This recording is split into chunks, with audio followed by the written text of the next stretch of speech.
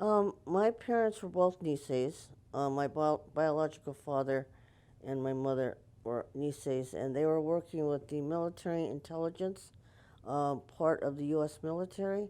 So I was born on a U.S. Army base in Tokyo, Japan. And we lived there in Japan until I was 3 when my mother left to go to the United States because it didn't work out. Um, but that's how, I was born in Japan, but I was born as a U.S. citizen. My mother's family voluntarily relocated to Utah, so they were sharecroppers in Utah. And my father's family, I can't remember the camp he went to, but they went to camp. He went to camp, and my mother And he did was drafted did or not. volunteered? No, they volunteered. And They're actually Niseis played a fairly major role in volunteering and helping with the interpretation and things like that in the Pacific War. So, and my mother and father stayed on to help in the Korean War, where they did some military intelligence for that too. so your mother was also a translator for the United States Army. She was more in the intelligence part of it. hmm She would have gone to Washington, D.C. to work with the government if she didn't have a little 3-year-old on in hand. So that's what happened to her. She had a job, but she couldn't take a little child out there by herself. Tell us about how that was like for a little Japanese Mm-hmm. girl. You're a Yes, well, Japanese girl. right. I think one of the reasons I have such strong feelings, and then I'm going to start getting emotional again, but is for the first 8 years of my life, here we go again, Dad, we had a difficult time. My mother didn't get any child support or alimony. I'm already crying already. Can you edit this part out? But she left under not the best conditions. She was fleeing, and so we grew up in some of the worst parts of the West Side. It was Jefferson and Crenshaw, and I went to 24th Street, 6th Avenue, and Hobart. So we were moving around a lot, and so I remember is sh I would have to go to daycare even when I was little. I was 3 years old, but we would go to daycare, and sometimes they would have to close it even before she could pick me up. So I can't imagine them doing this today, but they would leave me on the steps. And she said she would just cry, because I was left there by myself. And I'm a little child, you know what I mean? I didn't speak English. And I don't know how this happened, but for some reason, I can remember, even as a little child, that, I couldn't speak English. And I was being, left if the daycare center closed. And she was having a pretty rough time. But anyway, I think She was a single woman of my, ethnic she was origin. a single mother, and she trained herself to be a legal secretary. So eventually, she was able to pull herself up. But I don't, even though it was a fairly short time in my life, 8 years, it had a pretty traumatic impact on me. Not only leaving a fairly economically stable situation in Japan. They were both military, and we had a good economic situation, but the relationship wasn't that good. And so for her to leave and then have to raise me on her own, and I don't know if you know, back then that even though we went to a Japanese American church and she was trying to integrate me into having Japanese American friends or a community, life and stuff like that. Um, Being the child of a divorcee is not that easy either back in those days. So, and moving around all the time, so I really didn't feel connected. And so the people that I got the closest to were my black friends that I used to walk to school and pick them up on the way, and we would walk together about 10 blocks, even in first grade. But so from my very earliest memory, I just feel the closest. And my husband feels the same way. He grew up in a black community too. And so I just feel the closest with, black and brown sisters and brothers because that's how I was raised. I think at some point my husband said it would be a really funny story to write the story of my life because I went from one class to the other, and it was really strange, it was a little bit traumatic because we went from the black community, and then my mother remarried when I was 8, and my father adopted me, so that was nice to be adopted and have a father and everything. But we moved from the black community to an all-white community where, again, I'm feeling out of place, And the nice thing was that my best friend was a Chinese American sister, and so I kind of became friends with her, and she went to a Chinese church, Nazarene church, and so we all kind of hung out with that church, But so that was nice that I kind of hung out with the Asian American crowd, even though the neighborhood, to me, was a little alienating. At the time, there was more overt racism on the part of, the Caucasians, at least a lot of them at the school, where they would make, comments about black people and stuff like that. And it was like during the Watts riots and the civil rights movement and stuff like that. So I would take that personally, if they're making comments about black folks. I mean, those are my sisters and brothers, and I didn't really relate to what their views, And when Martin Luther King started, organizing the civil rights movement, I identified with what they were doing. Well, again, I know that this is a minority of people. It wouldn't be a majority, but these are just ignorant people, But they would say things like, well, they're just animals, And even back in at that time, Glendale was right next to Los Feliz, and we would go to like the theater, and I remember not being, serviced and things like that. So I mean, it's just growing up in a people of color neighborhood, in a working class neighborhood, and then all of a sudden being in a fairly, well-to-do majority Caucasian neighborhood, and I would be standing there, and everybody else is being served, and I'm like, hello. Finally, somebody had to come by and say, are you going to service this lady? At least somebody was nice to do that. But the harm had already been done in a way, So it's those kind of things that I think Asian Americans experience more of a subtle form of racism, but it's almost like all these things would pile up, though, over time. And even though they're maybe not as much in your face as maybe they are to black folks or other things, they would make us feel uncomfortable, in my opinion. That's how I felt. Well, I feel fortunate that my mother was a liberal Democrat. So we grew up, she was for the Kennedys, and she was also supportive of the civil rights movement and things like that. So, and this would be totally opposite from, my father. But my mother was always, she grew up as a liberal Democrat.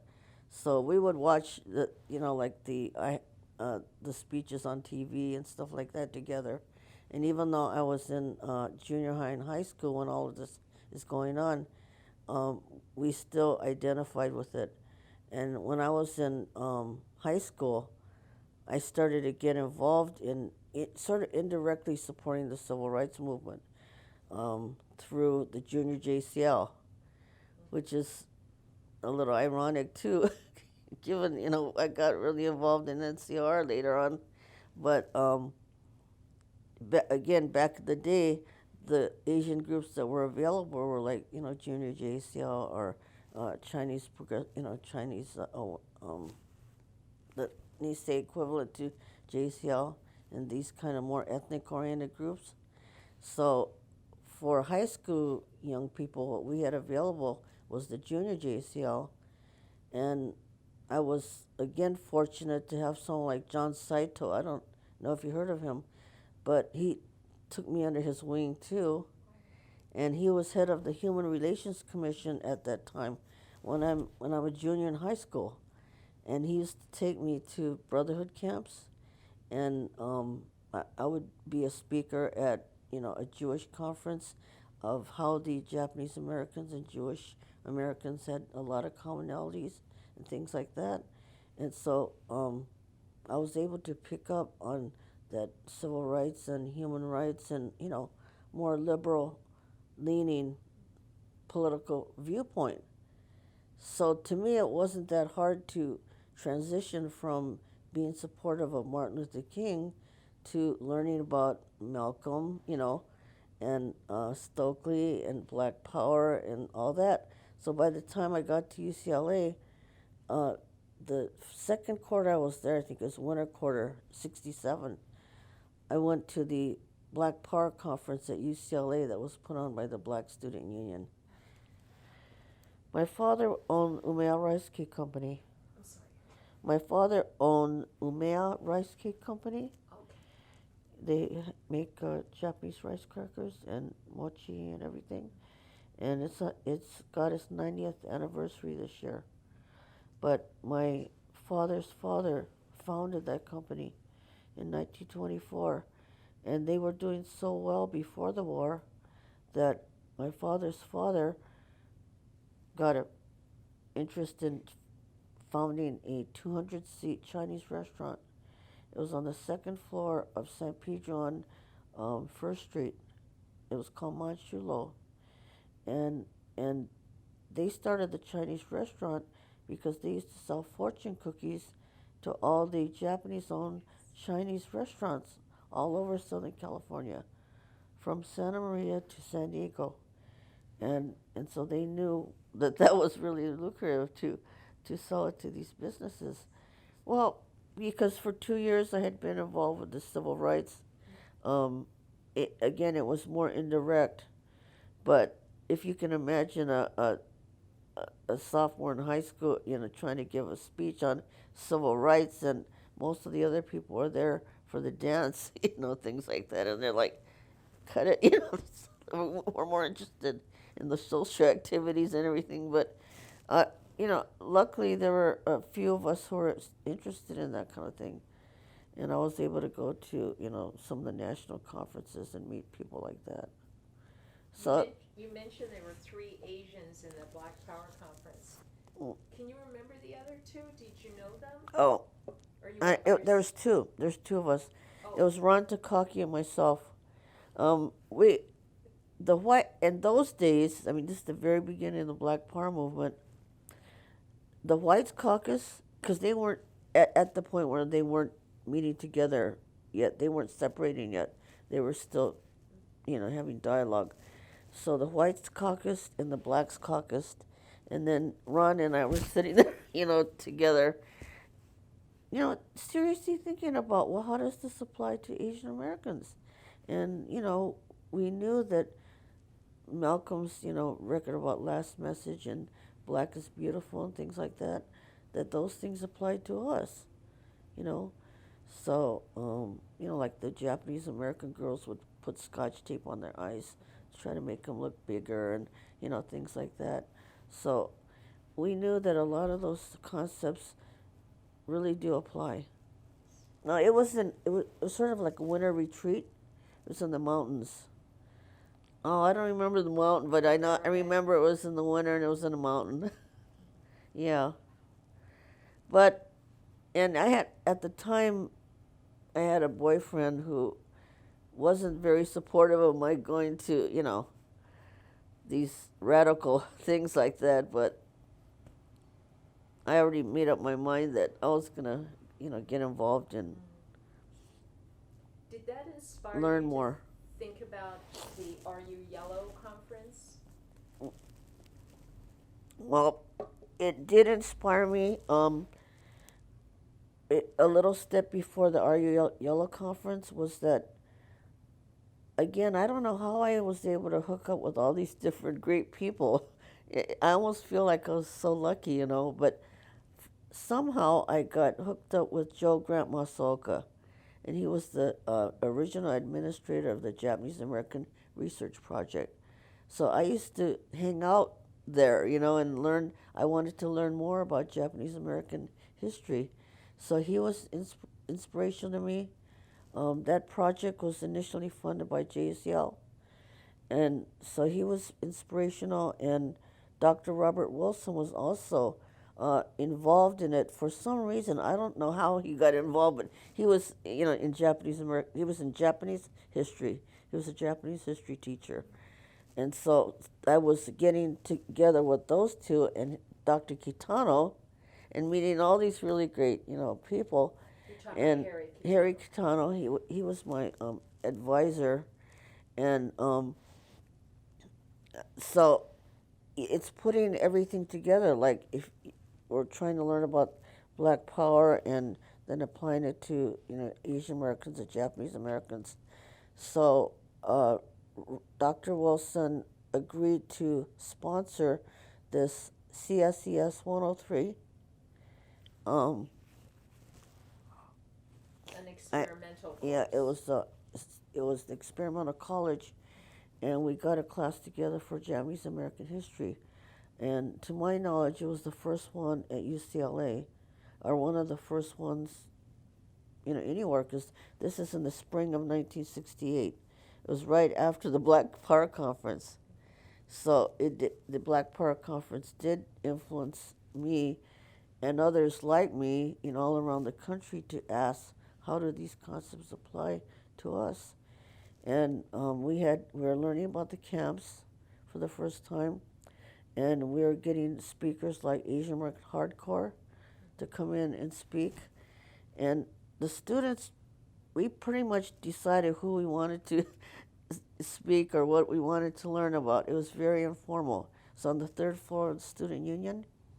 And so out of the Japanese American history class, Sansei Concern was formed.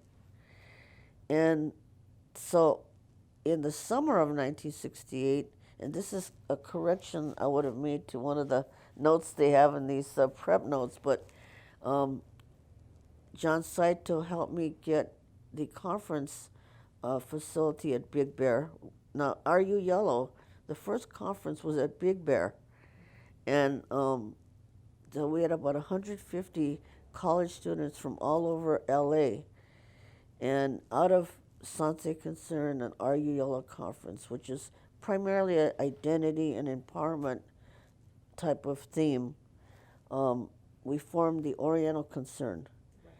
And out of that, we had chapters, college student chapters at UCLA, USC, Cal State, Long Beach State, and Santa Monica City College to start with. And Harry, he was one of the contact people at UCLA. But otherwise, they were mostly all college students. And they were mainly Japanese Americans, too. There were some Chinese Americans, but it was mainly Japanese Americans. The original concept was that it was going to be a coalition of college students. And what I have the original pamphlet from, one of the pamphlets from, oh, okay, from Oriental Concern, and besides the lame name, a little bit backward name, but one of the things that I thought was pretty remarkable about it is it says we're going to start an Asian American Studies program at UCLA, and it says that we're going to continue our experimental college classes, because we started that already, and that we're going to start programs for the youth, which, when you think about it, in September 1968 is 2 to 4 years ahead of Yellow Brotherhood and Asian Sisters and other groups. You know what I mean? The only group that was started by then would have been Asian American Hardcore. And it also says that we're going to start programs for the aged, because by that time, Mo, Nishida, and myself had done research in Little Tokyo on the Issei's living in hotels. And my parents used to have a cow, because I would go into these hotels by myself as a Sansei woman, I guess, and they didn't think it was very safe. But it was fine, but we found out how hard it was for the Issei to be living in these hotels.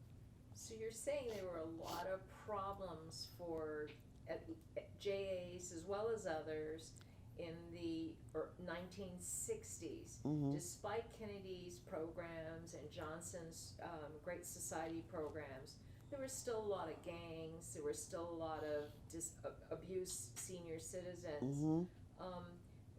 Maybe you should talk about the Japanese American gang situation in the mid 1960s, from the 50s to the 60s.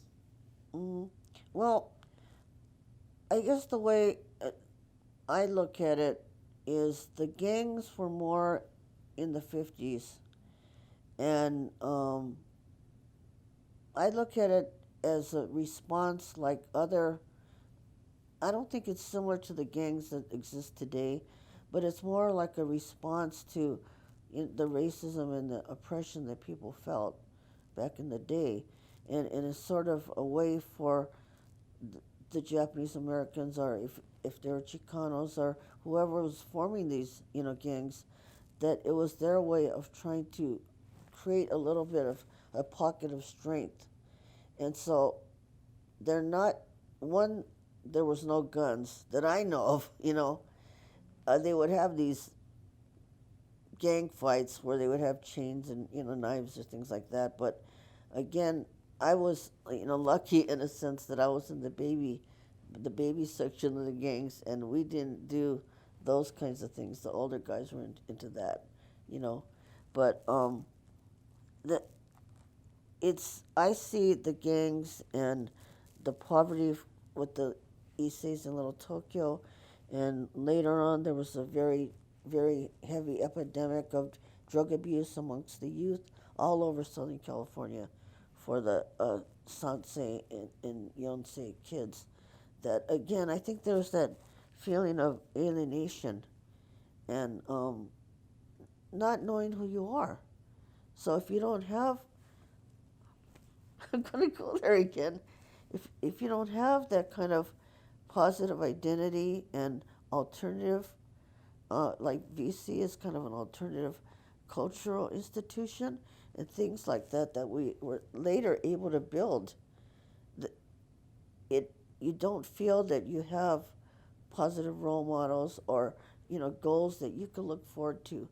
You just see these stereotypes on the movies or TV or something, and there really isn't that feeling of strength. I think the reason that the young people, the sanseis, the older sanseis at the time, and even the younger ones, were in this sort of limbo is because the Nisseis and Nisseis, they had strong institutions before the war, and they had a strong identity, and they had support amongst themselves as a community. They even had like credit unions and things like that, and churches, and they even had basketball leagues, citywide basketball leagues. They had all that before the war, and it was very strong Japanese American community, you know what I mean? But then for them all to be put in camps and split up, and the families getting split up, and individuals getting broken, the Issei's never really recovered. I mean, there are some, success stories where they're able to come out of camp and people saved their stuff for them and they were able to rebuild, you know. I would say that my father's father was similar to that, where he was able to rebuild, but at a great price, you know. And they never rebuilt themselves emotionally. They were able to rebuild their business, you know. But I think most of the Issei's who had built like the truck farms and the Sacramento Delta and everything that they had built, they lost it, you know. So and, and they had to live in these hotels. So don't mind me. I'm like you said, I'm a crier, but I think that's one of the reasons why when there was that breakup of the Japanese American community and the older Sansis were just put in this limbo and they had no positive alternatives, they would turn to things like this. But that's where I'm happy that our generation came up in the 60s where everybody was questioning what was going on overall. So we could identify and see how those things applied to us, you know. So the black folks were trying to find out, well, we don't like our station in life here, and let's change that around and build, like empowerment amongst black folks. And the Chicanos are building up, brown power, and the Native Americans are building up, their communities and stuff like that. So I think the Asian Americans really gained from that overall change that went on in society, where we were able to apply what other people were bringing up and apply it to ourselves. And then we brought up our own experiences to the table. I think when we started to meet with some of the other people of other nationalities, they were surprised that, there are Asian Americans that were also vocal or fighters and things like that. And so that was a really good experience. Right, because we started out with the Japanese American focus, but the Asian American movement brought out the people of all nationalities. And one of my best friends from high school was a Korean sister. And she actually she was 2 doors down from me, my neighbor, but she also became a really major leader in the Korean American movement, Brenda Peck. So different people came out, and the Filipinos started to come out, and so we started to work with them, like in the anti-Marcos campaign. So again, these connections just started to become more solidified. And of course I met my husband, where he was involved in the Chinese American movement, and he graduated UC Santa Barbara about the time that I graduated UCLA, and he and other folks like him, Chen and Rocky and Buck and Phyllis, I mean, this whole big group of people who formed the Chinese Youth Council, they created all these programs in Chinatown. And so when my husband and some other people were speaking in support of Wounded Knee, I thought he was really cute. So I was chasing him around for about a month. I had to finally tell Chen, will you tell him? Because he's not noticing me, and I'm going to all these meetings that I have nothing to do with, but I'm trying to get his attention, and he's not paying attention. So we got to do something, an intervention or something, So I met him. To the other point, that you were very young. Uh-huh. You were just coming out of your teenage years, and there was this political development. But I have to ask, did you go to class? Did you take your exams? Yeah, isn't that amazing? Yeah. Oh, well, okay. Answer to one question is, my as you know, my mother married into a middle class life, so their bribe was that they would give me a car if I went to UCLA and not Berkeley. So I thought the car was worth more. So I got the car, and so I didn't live in the dorms. But amazingly, I graduated magna cum laude with a Phi Beta Kappa. And some of the people used to get a little mad at me because I'd be really involved every day, and we used to run around everywhere for eight 16 hours a day doing all this different things in the community or on campus or wherever. But then about a week or two before finals, I would be gone. So I maintained my grades. But so in answer to your question, I did go to class and I did maintain my major. But I think I had a really easy major though. I mean, sociology. That's young people nowadays have double and triple majors and everything. I mean, I couldn't even begin to try to get in UCLA now. I was accepted at Columbia, UCLA. That's where I applied. But I don't know if, I think you know that I declined to go. Because back in that day, and I personally think now that it wasn't the right viewpoint. But back in the day, the viewpoint was that everyone should leave the ivory tower, and go back to the communities. I think what I should have done was go to grad school and be involved in the community because I was doing pretty good doing that already. You know what I mean? So I don't think I would have had a problem doing both. But it was a really difficult decision back then to decide whether or not I would head up a program for Asian sisters, or whether I should go to grad school. And again, back in the day, hundreds of us left the campuses, went back to the communities, and we lived in collectives. So we used to pull our money, because I made $400 a month, as that was my stipend for Asian sisters. But they wanted a program created for young Asian women, 12 to 18, who are on drugs or had other issues. We had attempted suicides and, different problems. When the study center started, and you were part of that, they started to immediately think about community involvement because of your experiences, etc. And so they had actually, through UCLA, had actually funded some of these programs, including Asian Sisters. So when you graduated in 1971, you were officially working for this study center as the sort of coordinator of Asian Sisters. Well, that's not exactly how it happened.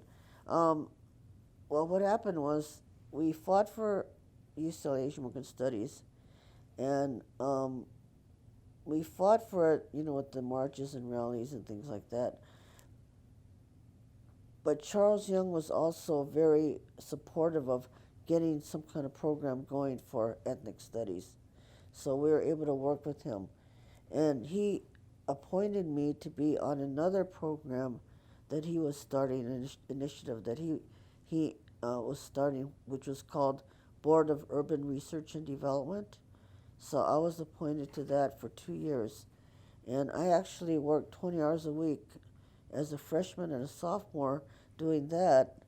And we used to evaluate projects in the communities of all nationalities for funding for UCLA. So by my junior and senior year, Alan Nishio hired me to be in charge of student and community projects with Stuart Quo. So Alan was the assistant director, and Stuart and I were in student community projects. And the students had recruited Yuji Ichioka to be instructor, and Elsie was office manager. But so I was doing that on the UCLA campus for my junior and senior year. And then when I was just about to graduate and go to graduate school, that's when I was recruited to start a program for young Asian women. They had already started some programs for Who's men. Who's Um, they? The urban. no, it was a group of Nisei women, and this is what I feel is pretty inspirational too when you think about it, because again, a lot of this stuff wasn't going on before, but there were some Nisei women who were YWCA members, and they had saved some money. I don't know how they raised it, but they had earned some money that they wanted to give as a grant to someone who would start a program for young Asian sisters. So they, when I say they, I mean this group called Magnolia Fund Committee, were looking for someone who could do a program like this. And again, the context of them looking is that we had a community-wide, what we called the drug offensive, out of the Japanese American Community Services Asian Involvement Office, Youth and Drugs Division.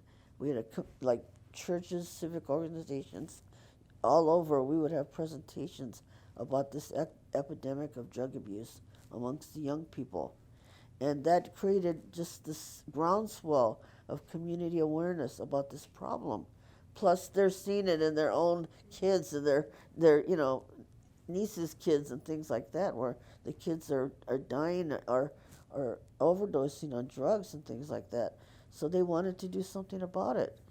And so they, meaning the Nisei women, recruited someone like me to come in and try to get this program started from the ground up.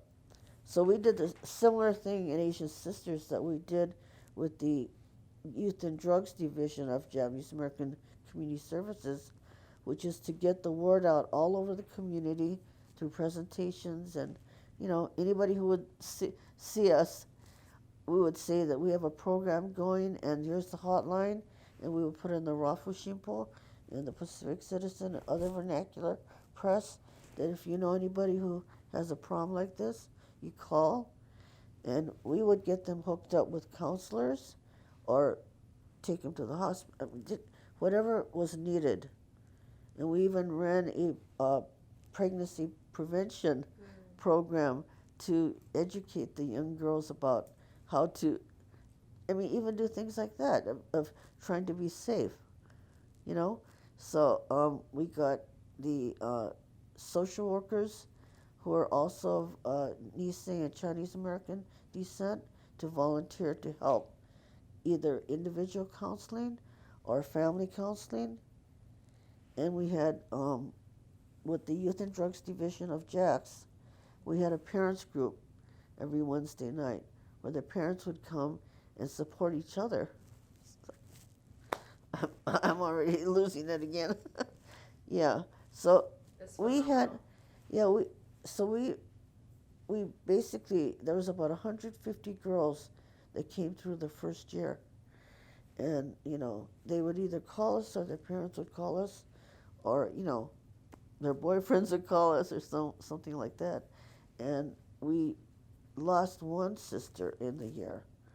But like Janice told me when we were doing that film, that she felt that her peer group who was going down that path, a lot of the people she knew were kind of diverted. So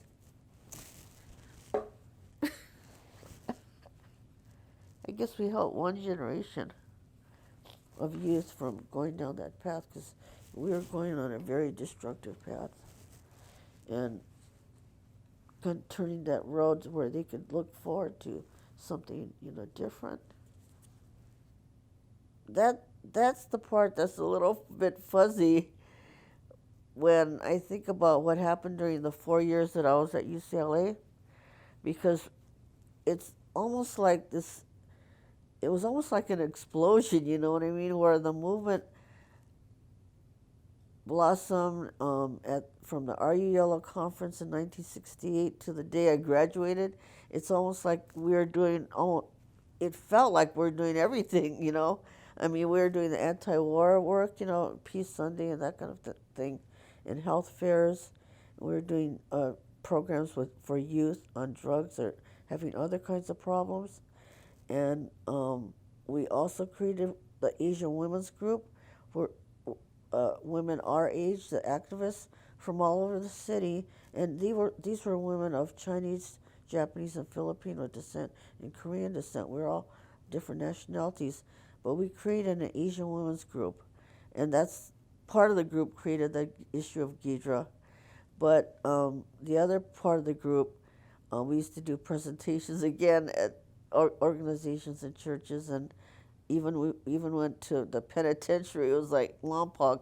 We did a presentation for the Asian Brothers, and there's a picture of our Asian Women's Group in the Eastwind magazine, where it shows all of us on the stage where we used to do skits, and it was kind of a multimedia presentation. So those are some of the things we're doing, as well as organizing the students to become involved so they could also get involved in the community. So UCLA Asian American Studies Center was kind of like a hub for all the students to come together, and especially after the police riot at UCLA in May 1970, we just had people swarming to the center to get involved, and they wanted to learn more about everything that was going on in society and fighting the war and everything else. And then we would recruit them to become involved in the activities in the community. So the Japanese American Community Services Asian Involvement Office was kind of like a hub for people who from all over who wanted to get involved in the community too. So it was this conduit that went back and forth, between the community and the students. The community people would come out and give us presentations, and then we would go out and work with them on whatever project we're working on that month, or that year, and then it was that kind of interconnection. Actually, I think that the students in Berkeley and San Francisco State did a little bit better at that time in getting actual funding from the university, larger chunks of funding for like the I Hotel and some of the other things that they did up in Berkeley. And one little note about UCLA Asian American Studies Center in Berkeley and San Francisco State is I really think that we were able to win Campbell Hall and ethnic studies as quickly and fairly easily. We had to put forward some struggle, but we put forward struggle in the context of people up north getting their heads beat in, you know what I mean? So they shut down the campuses, and I think UCLA was terrified that the same thing was going to happen to them. And Charles Young was progressive or visionary enough to see that we're not going to do that. We're going to, head it off and work with the students. So that's the way I think that it happened for us. I don't think they would have given to us without the struggle, but it wasn't as severe as what, the brothers and sisters went through up north. They really went through, a lot. I think it lasted from November to March or something. The only thing I recall, because again, it feels like we're doing so much, just like a blur, you know what I mean? But, and so I can't remember a lot of details, but I do remember that we had a steering committee, and so it was that kind of collaboration, and that's one thing that was really good about having the movement guys coming in as the director, like, Alan. He was already in Asian American Political Alliance, and UG started APA up north, that they already had a certain framework, progressive framework, where I feel they really had a really good attitude toward women leadership too. I mean, you can't almost prevent a certain degree of male chauvinism. That's going to happen almost in any brother. You know what I mean? They'll start talking louder or whatever. But I would say that overall, the brothers in LA were much more supportive of the women's being in leadership, and that was going on in the community projects or student projects or even in political organizations. It didn't matter where we were, the brothers were willing to meet us halfway. So, one little story I like to tell my kids is some of their first babysitters were Chicano brothers, you know, because the women would insist that you do your share of the housework, and you do your share of the cooking, and you do your share of the child care, and we're going to the meeting, you know, and things like that. So I think that it really helped that we all had a collaborative approach toward leadership in the early days. Now I don't know what happened after I left, but that was true in most of the organizations that I was part of. As a matter of fact, some of the strong women started the Asian Radical Movement, the ARM. Actually, I mean, again, I don't know if people. I think they would know, but I think one of the reasons that the woman's question was even stronger even in Gidra, because Gidra kind of had some tendencies toward being male chauvinistic sometimes, but it started out with Denora Gill and Laura Ho and Susie Wong, and they came out of the white movement, but the white women's movement too. So they, they and a lot of us who were also adopting a lot of the views of new men and new women and things like that. We also sort of insisted that leadership be shared, between the men and the women. I don't know if you know the story about some of the sisters who even pushed back on some guys that beat up his girlfriend, things like that. Yes, I mean, like I said, I used to live in a collective, and one of the brothers that was supposed to be so-called heavy progressive brother and all that, I mean, his girlfriend comes down the stairs and she's all beat up. And so some of the sisters, like Mia, was one of the strongest, Asian women leaders at the time. They got some women together and literally kicked, the brother's ass. So I think they just knew that they can't mess with us. And we were like that from the very beginning. I know my husband thought they couldn't shut me up even then, let alone now, But people like me, Chen, just such a model of like strength. So we were really lucky that we had all these women in the LA movement, that we formed the Asian Women's Group like amongst our activist peers, and then we had support amongst the Nisei women, like I explained, the Magnolia Fund Committee. And then that committee did outreach to their peers of Nisei women, and they formed a group called Council for Young Asian Women. And they did further fundraising to try to support the Young Asian Sisters program. So we had leadership, on 3 levels amongst our activists and the Niseis, and then amongst the young sisters themselves. You decided in the mid-1970s to take your own activism to another level, and you were active. You were working in a factory and became active in labor unions. Did I tell you that before? Oh, that's amazing that you knew that, because, okay.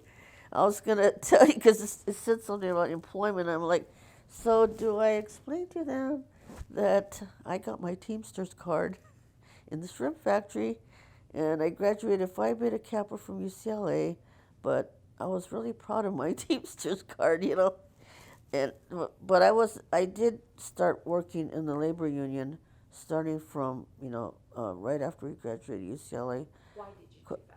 Well, quite a few of us, and it wasn't universal, because there was sort of beginning to be kind of a split between sort of an Asian American movement identity and more community service uh, trend that was going on, and some of us who became more uh, determined that class contradictions were maybe just as important, if not more important, that we had to unite with people of all nationalities if we want to change society as a whole.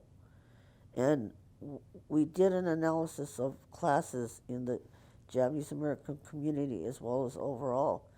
And we felt that the lower working class are people like in factories or in the auto unions, or I ended up going into the phone company, in major utilities and things like that, that we needed to organize the workers, and then the workers together with the people of color, what could unite and try to change, society as a whole.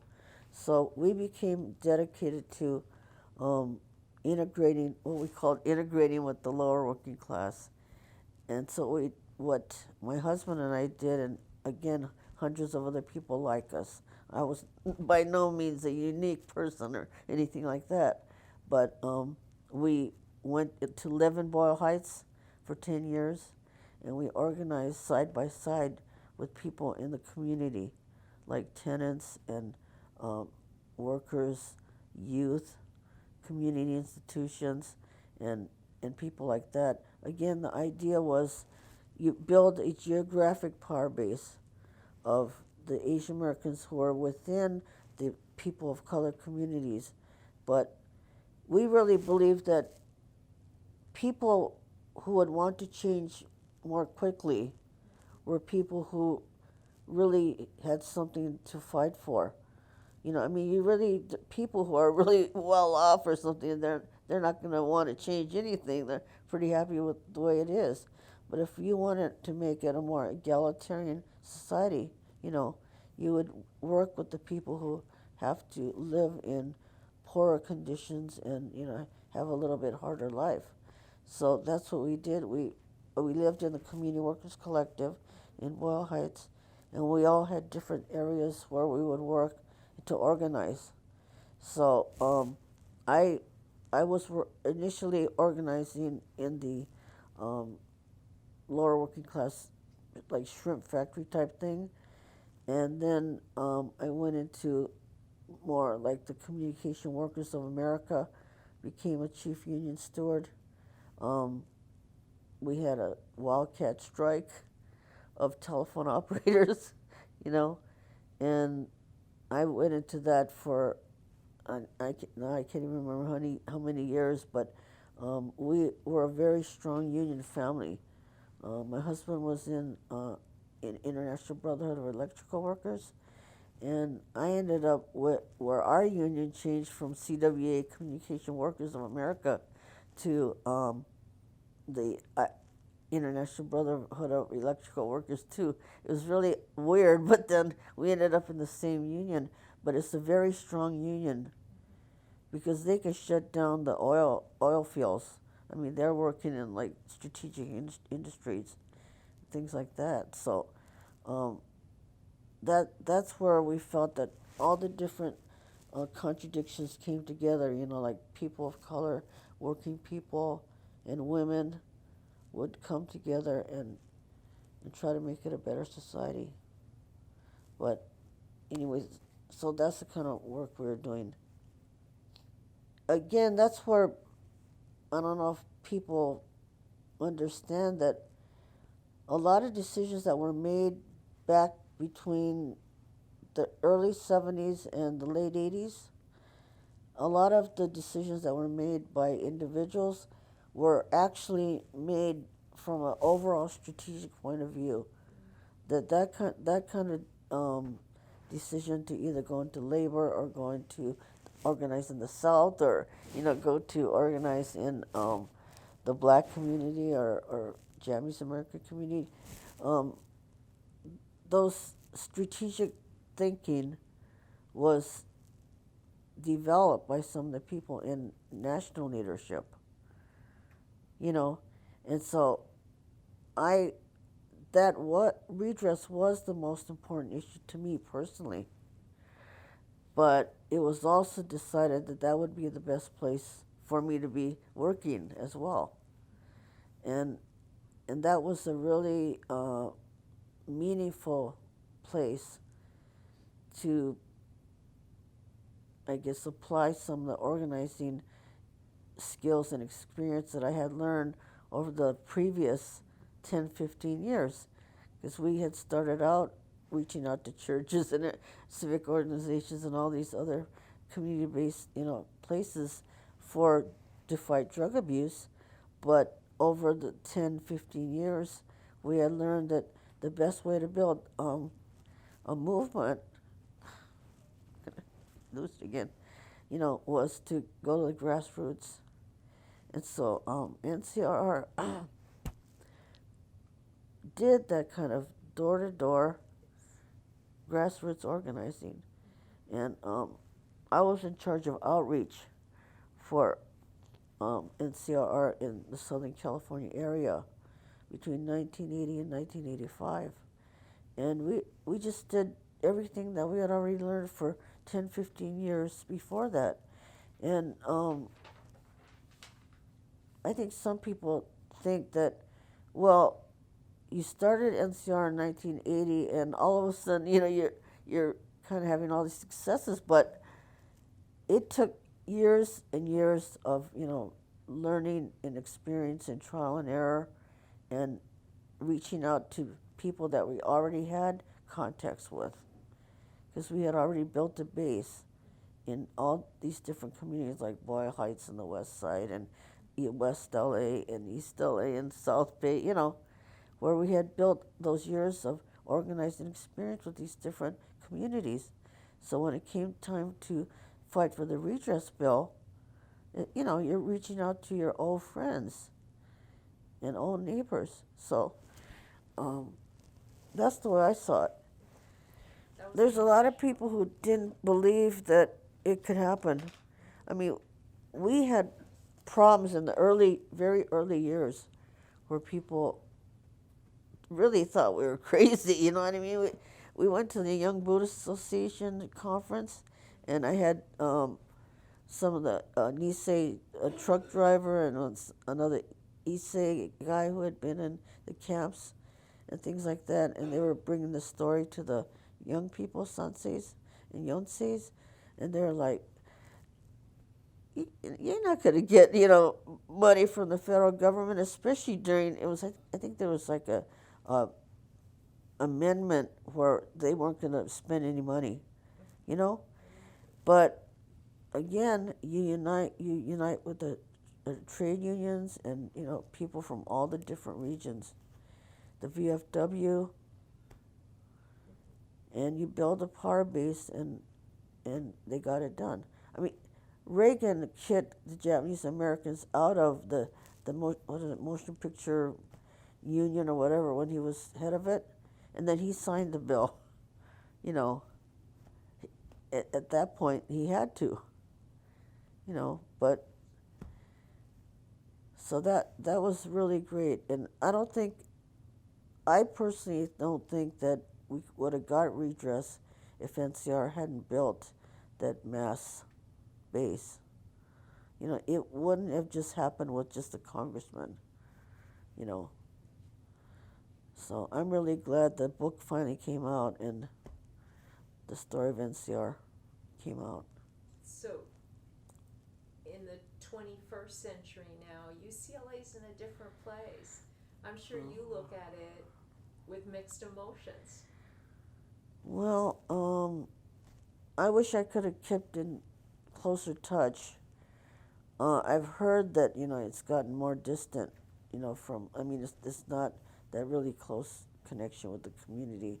But I think comparatively, I know when Don was there, overall, I think UCLA was a much more progressive Asian American Studies program than, a lot of them that became really, esoteric or academic or something like that, really cut off. So I thought the UCLA Asian American Studies program overall was, pretty good. What would you like to tell young people today? An 18-year-old Japanese American or Vietnamese American today, a woman. Yeah. Well, without crying again, I was going to show you a picture. Show it up. I don't know if I can see this. Oh boy. It's been a pretty rough couple years too for me, so that's also part of why I'm a little bit more emotional than I'm emotional in general anyway, but a little bit more emotional than usual. But I wanted to tell young people that choke to death. Reach out to everybody.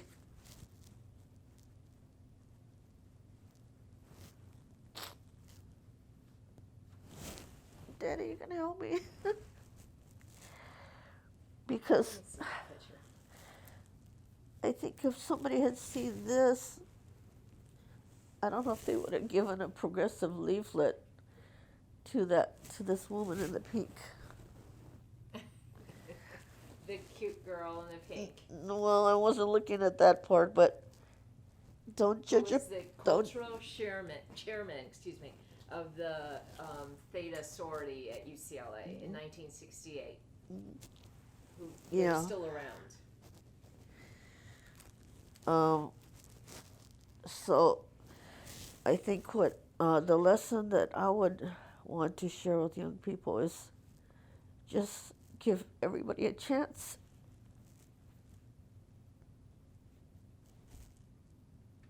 Because you never know. I mean, what you say, don't prejudge somebody. Really look at So the girl in the pink had different aspects to her, and she's a little bit more than just the cultural chairperson of the Theta sorority of 1968. My sisters knew that every leaflet they got, they would give it to me. But they didn't want it. But they knew how I was thinking. But what I'm saying is, a lot of the people in the Oriental Concern Conference, a lot of them were people from the sororities and fraternities. And so I think the Oriental Concern had a lot of members from, in fact, the Nisei Bruin Club, yeah, which was a fraternity, right. which became the Omega Sigma Tau, I believe. Oh, I don't know, but I know Mike Marassi used to be the president of Nisei Bruins, So, again, I think things are getting pretty bad right now. I mean, the country is going in a really bad direction. And so you just have to reach everybody, And if you reach 5 out of 10 people, at least you reach 5 people. And I don't think we could go backwards. Because if people don't rise up and fight for what we've won already, like, the right to choose, and things like that, or civil rights, and all the things that we fought for to make it a better society, I have confidence in the long run that the young people will come back to our values as a whole, society as a whole. But we don't want to we don't want to take too long in this detour, this hatefulness, and all this other stuff that's going on, And you know how many people have to die in the meantime? Is there So anything it's else you really a wanna show me? life or death. Well, I mean, What else do you have in that precious folder? well, I just saved some of this stuff because I thought one of these days That I day was is going here, I was Marilyn, going to so- write a book or something, Uh-huh. but I didn't. And so my son said, "Now is the time to share the stuff." But I have the originals of some of this stuff. But what I was going to show people is like this is the Asian Sisters Work Area Report. Um, it when you look at it, it's really rudimentary and simplistic in a way and everything, but it also shows you how much we were able to get done without any money. I mean, the only one who got paid 400 a month was myself. I got a stipend in the use of the YWC office, but otherwise, all the people who came to volunteer, you know, from the Niseis and the Asian social workers and the women like us who wanted to work with the younger sisters, and everybody was volunteering. So, again, the whole point is, I think grassroots, activism is how we're going to get things changed and keep it changed. So, I'm not sure if that was, yeah. So that's what. I have a couple of That's questions. what. Okay. That's what is in here. If you wanted to look at it. I do. Okay. So anyway, that was that. Okay. A couple cleanup questions. Uh huh. Who taught the Japanese American CS 103? Was it Kitano that? No. Basically, the students decided what we were going to learn, and so we didn't have a formal teacher per se. I mean, Dr. Wilson, put his name on it so we can have a sponsor, but we decided whether we're going to, hear hardcore or whether we're going to see a film or, we saw, there was that Caucasian lady who was a photographer. Dorothy Ling? Yeah, no, I think it was Ista Shiko.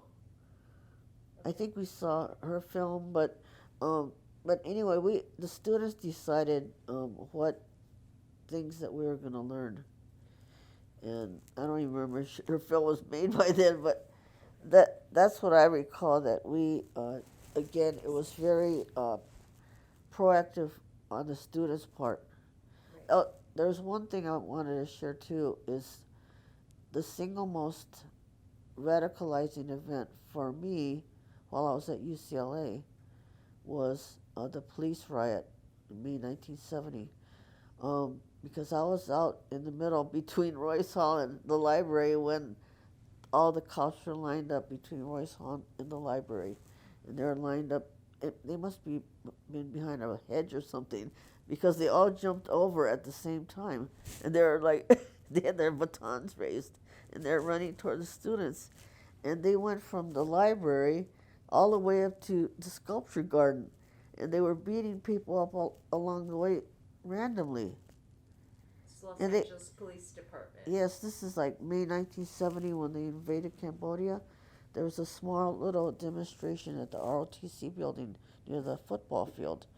And somehow that created this police reaction where they were going throughout the entire campus, beating people up in the Charles Ling Research Library, in the Social Welfare Building, and up to the Sculpture Garden.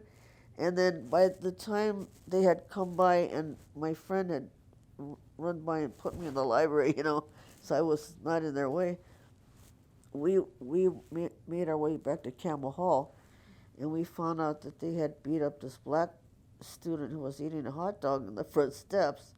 And then they went up to the second floor stairwell and they beat up a Chicano guy, and we were on the third floor, and they were marching in formation down the whole hall of the third floor. And this is not clearing the campus. They said they were clearing the campus of these, rioters or something like that. And none of the students were doing anything. There wasn't even a march in between Royce Hall and the library. They had a little demo like near the football field, but nobody was doing anything. So I don't know what made them go berserk like that. And so we went up to the roof after the police left Campbell Hall, and we see this bloodied guy running down the pathway, and it was Steve Tatsukawa, and he had his head beat in. It's all bloody and everything. Then they arrested a bunch of them, and we waited till evening, and then we waited to find out he was okay. But it turned out that his case was dismissed because the police had to admit that Steve was throwing pebbles at them. It wasn't even in anything life-threatening. Steve Tatsukawa went on to help found visual communication. Yes, brilliant guy.